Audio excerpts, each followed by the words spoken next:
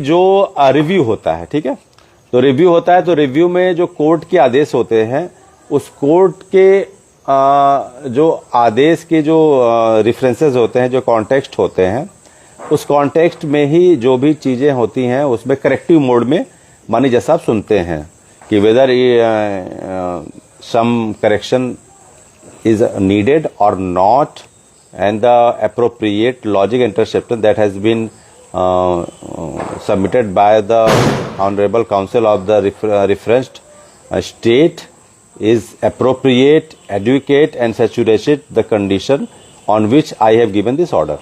Okay, तो वो देखते हैं कि क्या वो आदेश जो हुआ है उसमें जो माननीय जो हमारे वकील साहब हैं सभी स्टेटों के, क्या उस आदेश में अपने तर्क से उनको संतुष्ट कर सकते हैं कि उन आदेशों में संशोधन की थोड़ी सी भी गुंजाइश बनती है कि नहीं, तो उस कंडीशन देखते हैं।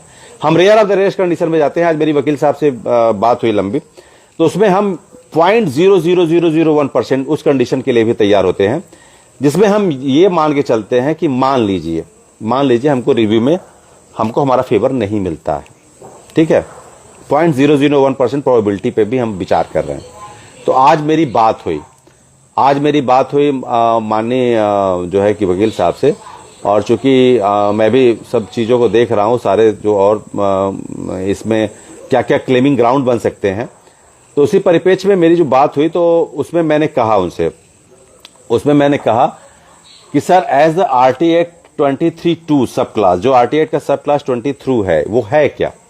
उसमें मैंने यही कहा कि 23 का सब क्लास 2 जो है, it provides temporary power to the central government to relax the qualification rule for the relevant teacher।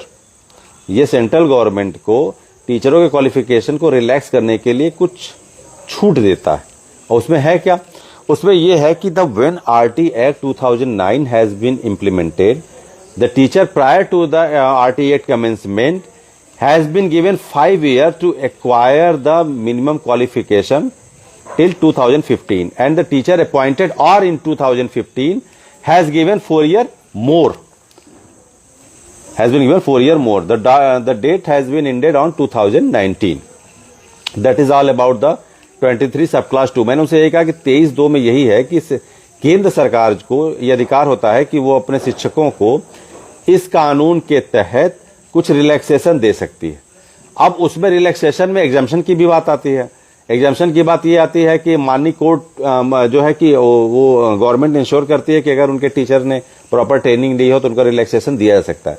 लेकिन जो मेन आता है वो ये कि 2009 के पहले जो टीचर हैं उनको RT Act में एग्जिस्टिंग टीचर बोलते हैं, है ना। ये टर्मोलॉजी है RT Act का कि जो भी टीचर अपॉइंटेड है 2009 के पहले, RT Act के कमेंसमेंट के पहले लागू होना और उसकी भर्ती होना छोड़ दीजिए, जो उसका RT Act संसद में पास हुआ उसके पहले के जो भी टीचर थे वो सभी टीचरों को एग्जिस्टिंग टीचर कहते हैं। तो एग्जिस्टिंग टीचर के लिए central government has given 5 years to accomplish and ensure that their minimum qualification has been fulfilled। और उसके बाद 2017 में एक अमेंडमेंट आता है, उसमें यह कहता है कि ये 2015 से प्रवर्तित माना जाएगा और इसकी डेट 4 साल एक्सटेंशन की जाती है। 2019 तक सुनिश्चित कराना है कि ये जो है सभी शिक्षकों को मिनिमम क्वालिफिकेशन ये लेनी है, ठीक है। इस पे सारी बात हुई। तो मेरा जो बातचीत हुआ वो उसका ग्राउंड आप समझिए, जो मेन पॉइंट पे मैं आता हूं, तो मैंने ये कहा कि sir it is quite affirmative, it is quite evident, ये बिल्कुल साफ है that the government had commenced the RT Act 2009 and again in 2017 it has been revised with a amendment that all the teacher prior to the 2009 has given 5 years to really ensure their minimum qualification of TET, whether it has been said, should be accomplished. And again after in 2017 the amendment which took place in 2017 and has been supposed to regulate 2015 onwards has given 4 years more to be completed in 2019.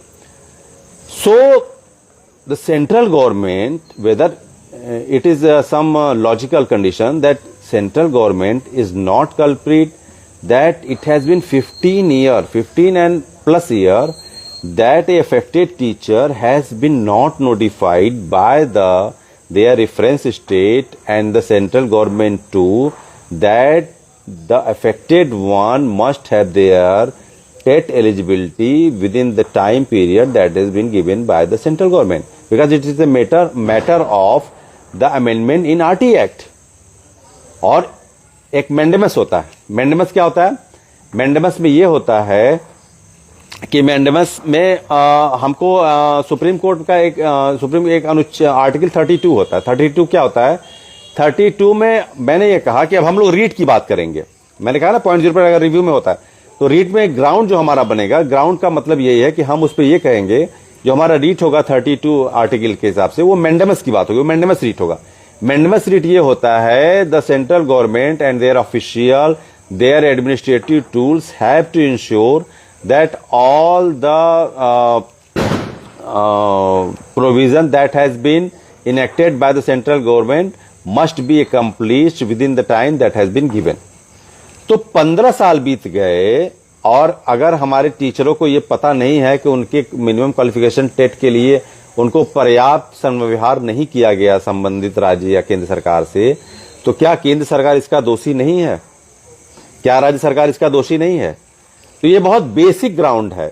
ये जो हमारा रीट होने वाला है, जो हम रीट करेंगे, उस रीट का बेसिक ग्राउंड यही है कि वेदर व्हेन वी गो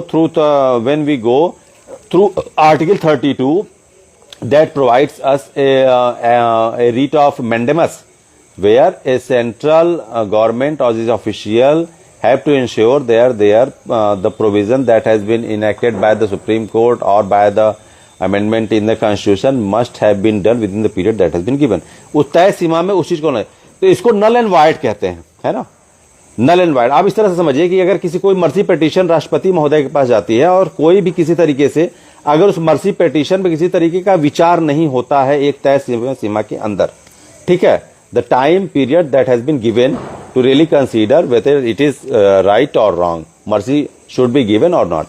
तो अगर वो चीज नहीं होता है तो फिर हम जब सुप्रीम कोर्ट में जाते हैं तो सुप्रीम कोर्ट इस चीज को नल एंड वाइड कंडीशन में रख देता है, इसको लैप्स्ड मान देता है, और हो सकता है कि उस आदमी को, होता भी है, मृत्युदंड से मुक्ति मिल जाती है। वो क्यों होता है? वो इसलिए होता है कि कंप्लायंस ऑफ द जो भी वो डिमांड्स है या पिटीशन है उसका तय सीमा में अनुपालन नहीं किया गया। तो हमारे कहने का यही मतलब है कि हम इसमें अगर 15 साल से प्रभावित थे तो क्या इस तरह से कोई सख्त निर्देश आदेश सरकारों द्वारा निर्गत किया गया या हमारे संबंधित अधिकारियों द्वारा कुछ इस तरह से प्रावधान किए गए जो आज आंध्र प्रदेश सरकार लागू कर रही है कि टेट देना है? आज जब समय सीमा के लिए जो 142 का प्रयोग करके 2 साल का समय दिए, तो ये बहुत ही बेसिक ग्राउंड है कि मैंने माननीय सुप्रीम कोर्ट के वकील साहब से बात की तो उन्होंने कहा।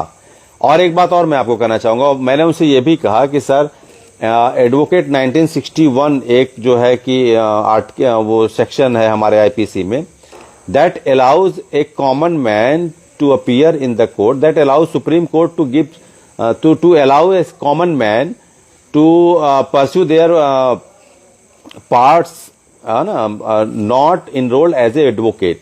मतलब एक आप अधिवक्ता नहीं, लेकिन आप फिर भी कोर्ट में अपनी न्यायिक संरक्षा के लिए जा सकते हैं। तो उन्होंने कहा, तो मैं खुद आपको आश्वासन देता हूं कि मैं खुद इन चीजों पे, चूंकि बात हो रही है तो मैं खुद इन चीजों को अपीयर भी रहूंगा कोर्ट में, और चूंकि हम लोग पीड़ित पक्ष हैं तो हम इस चीजों को बहुत बारीकी से देख रहे हैं। तो मैंने 1961 एडवोकेट आर्टिकल की भी बात उनसे की, तो उन्होंने कहा ये भी संभव है कि उसमें आप एज ए प्रेजेंटेशन आप भी दे सकते हैं, ब्रीफ आप भी कर सकते हैं।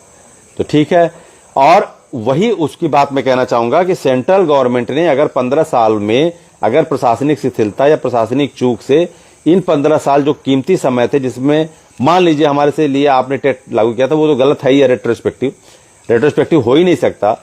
लेकिन अगर हम उस कंडीशन में जाते हैं कि इसके कंप्लायंस को आपने पूरा नहीं किया तो ये तो लैप्स है, ये नल एंड वाइड है। इसको लीगल कंडीशन में नल एंड वाइड कहते हैं। It is totally lapsed condition whether the provision, the amendment that has been not really fulfilled by the official, relative official by the central government as well as the referenced state to their teacher. तो ये तो left और null and void condition है। इस ground पे हमारा रीट भी दाखिल होगा और निश्चित तौर पे अगर 15 सालों में इन अमेंडमेंट का टीचरों पर किसी तरीके का संव्यवहार नहीं किया गया तो हमको विधिक राहत मिलनी तय है। ये मास्टर